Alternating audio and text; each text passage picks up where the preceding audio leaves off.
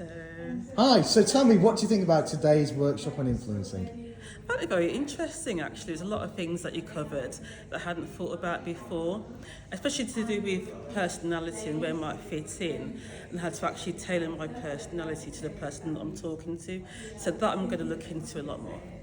Brilliant. What's the one thing you'd say to people considering coming along? Do you think they should come along to the West Midlands Health Tech Innovation Accelerator Workshop on Influencing? Absolutely, please do come. I mean, I've gone to a few boot camps, but this is one that is very specific if you're in the med tech or health tech industry, and I found it quite interesting. I'm meeting people who are similar to me. It suits my personality and what I'm doing, so I found it very good actually. Good stuff. And if there's one takeaway point, what would it be?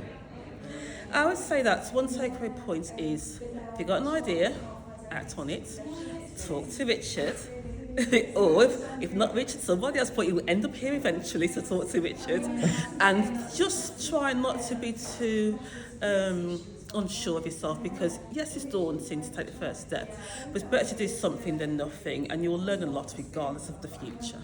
Brilliant. Thank you very much. Okay, thank you.